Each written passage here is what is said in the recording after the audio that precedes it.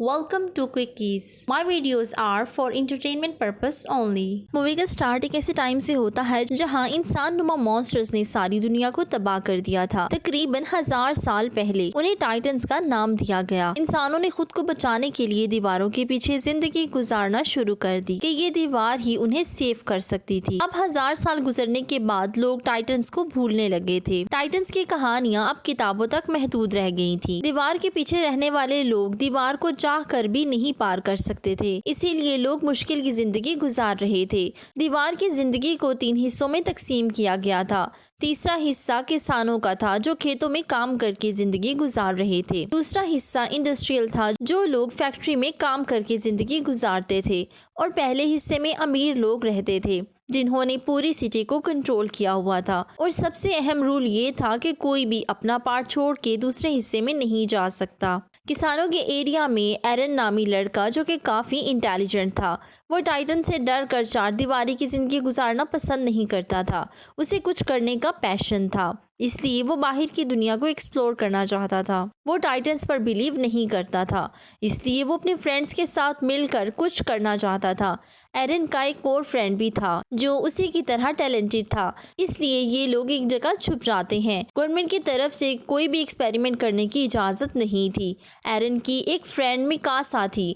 दोनों एक दूसरे को बेहद लाइक करते थे। एरन का एक फ्रेंड उसे मिलने आ रहा था कि एक आदमी से टकरा जाता है, मगर वो उसे इग्नोर करके आगे बढ़ जाता है। एरन खुद को लकी फील करता था क्योंकि यहाँ खड़े होकर वो दूसरे हिस्से के लोगों को देख सकता था। एरन उस जगह को तब भी पसंद करता था, वहाँ बॉम्ब मशीन मौजूद थी और इस डर से कोई भी उधर नहीं आता था। एरन और उसके फ्रेंड इरादा करते हैं कि वो दूसरी साइड पर जाएंगे। उस दीवार पर आर्मी का पहरा भी था। इससे पहले कि वो लोग मजीद आगे बढ़ते आर्मी उन्हें अरेस्ट कर लेती है। अब आर्मी लीडर एरन और उसके फ्रेंड्स को बचा लेता है क्योंकि वो एरन को लाइक करता था। उसे पता था कि ये काफी इंटेलिजेंट है। अभी आर्मी मैन डिस्कस कर रहे थे कि अचानक जमीन कांप उठती है। सब लोग हैरान हो जाते हैं क्योंकि उनके सामने टाइटन मॉन्स्टर आ चुका था जो काफी बड़ा और स्ट्रॉन्ग था। उसके मुंह से आग निकल रही थी। वो दीवार से भी काफी बड़ा था। वो दीवार को तोड़ने की कोशिश कर रहा था। आग की वजह से हर तरफ बुरा हाल था। आर्मी लीडर बाकी कमांडर्स को बॉम्ब के लिए कहता है, लेकिन सोल्जर्स ये कहकर इनकार कर देते हैं कि गवर्नमेंट ने ये बॉम्ब इस्तेमाल करने से मना किया है। अब वो टाइटन मॉन्स्टर दीवार में एक बड़ा होल करके गायब हो जाता है। फिर ऐसी खामोशी हो जाती है जैसे कोई बड़ा तूफान आने वाला हो और देखते ही देखते टाइटन मॉन्स्टर्स दीवार से अंदर आने लगते हैं जो कि बिल्कुल इंसानों जैसे दिखते थे, मगर इंसानों को देखकर वो खुश थे। इतने में आर्मी लीडर बॉम्ब ब्लास्ट करता है। ये मॉन्स्टर ऐसे थे जिनकी बॉडी खुद ब खुद रिकवर होता शुरू हो जाती थी। टाइटन्स तादाद में बहुत ज्यादा थे। वो इंसानों की निस्बत बहुत बड़े थे। ऐसा लग रहा था जैसे वो सबको कुचल देंगे। आराम आराम से टाइटन सब इंसानों को खा रहे थे। डर के मारे सोल्जर सुसाइड करने लगते हैं। टाइटन का खौफ हर तरफ फैल चुका था। सिटी में मौजूद एक बड़ा हॉल उस टाइम सबकी तवज्जो का मरकज था। उन्हें लगता था कि शायद वो इसमें सेफ हो सकते हैं, इसलिए सब एक दूसरे की परवाह किए बगैर उस हॉल में घुस रहे थे। एरन और मिकासा भी उन्हीं लोगों में शामिल थे। एरन तो हॉल के अंदर चला जाता है, मगर मिकासा एक बेबी को बचाने के चक्कर में बाहर ही रह जाती है। हॉल का दरवाजा बंद हो जाता है। एरन चाह कर भी कुछ नहीं कर पाता। उसकी आंखों के सामने मिकासा और छोटे बेबी को टाइटन निगल जाता है। साथ ही गहरी खामोशी छा जाती है। एरन बड़ी मुश्किल से बाहर आता है। अब वो देखता है कि जिस हॉल में लोग हैं, टाइटन छत फाड़ के लोगों को निगल रहे हैं। हॉल से खून ऐसे निकल रहा था जैसे कि दरिया से पानी। एरन हालात से तंग आकर सिटी की तरफ चला जाता है। अब 2 साल बाद का सीन दिखाया जाता है जहाँ इंडस्ट्रियल एरिया जो कि अब तक सेफ था और जो लोग बच गए थे उन्होंने भी यहाँ पनाह ली हुई थी। इसी वजह से वहाँ खुराक की किल्लत हो रही थी और भूख की वजह से लोग मर रहे थे। किसानों वाले हिस्से में बचने का एक ही तरीका था और वो था टाइटन्स को यहाँ से किसी तरह निकाल देना। यही वजह थी कि गवर्नमेंट ने सोल्जर्स की एक टीम तैयार की जो कि 2 साल की सख्त ट्रेनिंग के बाद आई। उसमें एरन और उसका फ्रेंड भी शामिल थे। एरिन मिकासा की मौत का बदला लेना चाहता था। उस टीम का लीडर कुबाल नामी आदमी था। कुबाल के प्लान के मुताबिक वो रात के अंधेरे में काम करेंगे और जहाँ से टाइटन्स अंदर आते हैं उस होल को ब्लास्ट की मदद से बंद कर देंगे। ब्लास्ट से दीवार का ऊपर वाला हिस्सा नीचे होल को कवर कर देगा, जिससे टाइटन्स अंदर नहीं आ सकेंगे। अगर ऐसा नहीं होता तो टाइटन से फाइट की जाएगी। अब बॉम्ब ब्लास्ट करना ही उनकी आखिरी होप थी। वेपन्स की हेड्सअप को नए वेपन से इंट्रोड्यूस करवाती है। इसके जरिए वो लोग हवा में उड़ के अटैक कर सकते थे, क्योंकि टाइटन्स के नेक पर अटैक करके उन्हें खत्म किया जा सकता था।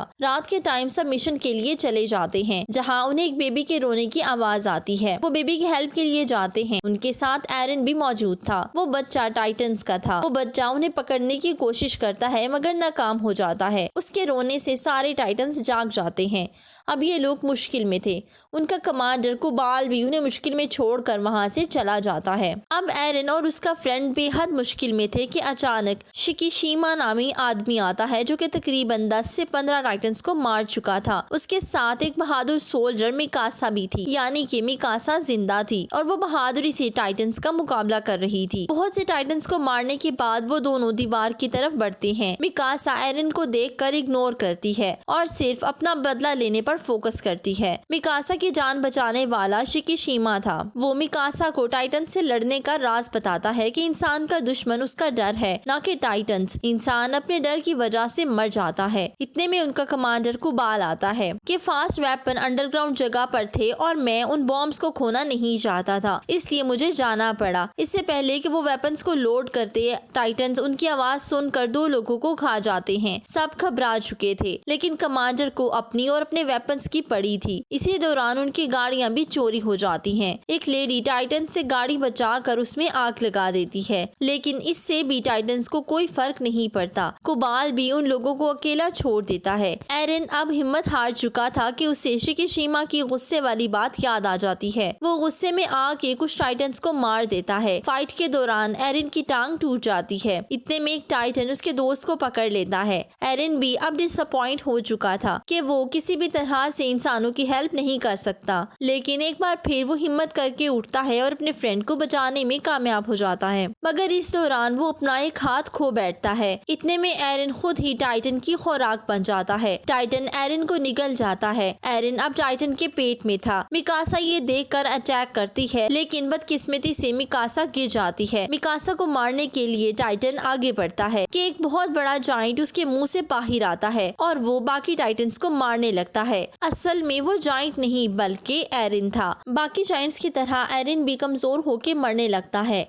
तभी वो लीडर एरन के टैलेंट को समझ जाता है। मिकासा को लीडर उस जाइंट की नेक पर अटैक करने का कहता है, जिससे एरन से ही सलामत बाहर आ जाता है। ये देखकर सभी हैरान थे। सीन्स पास्ट में शिफ्ट होते हैं, जहां एरन के फादर दिखाए जाते हैं। वो एक साइंटिस्ट थे और एरन की बॉडी में उन्होंने कुछ इंजेक्शंस डाल दिए थे। वो कहते थे कि ये बड़ा होकर इंसानों के लिए मददगार साबित होगा। इतने में गवर्नमेंट ऑफिसर्स आते हैं तो उसके फादर एरन को छुपा देते हैं। उनमें कुबाल भी शामिल था। उन्हें पता चला था कि एरन के फादर किसी एक्सपेरिमेंट पर काम कर रहे थे, इसलिए एरन के पेरेंट्स को अरेस्ट कर लिया जाता है। और वो कमांडर इसीलिए एरन को बहुत लाइक करता था, क्योंकि वो दूसरे इंसानों से ज्यादा स्ट्रॉन्ग था। एरन की आंख खुलती है तो वो देखता है कि उसे कुबाल ने कैद किया हुआ है। अब एरन एक जाइंट बन चुका था और कुबाल के लिए खतरा था, इसलिए उसने एरन को अरेस्ट किया हुआ था। कुबाल के मुताबिक इंसानों को न्यू एक्सपेरिमेंट्स और इन्वेंशंस नहीं करनी चाहिए। एक कमांडर एरन की फेवर में बात करता है तो कुबाल उसे शूट कर देता है, लेकिन मरने से पहले वो एरन को राज की बात बता देता है कि कुबाल ही तुम्हारे पेरेंट्स का कातिल है। सब मिलके कुबाल के खिलाफ हो जाते हैं।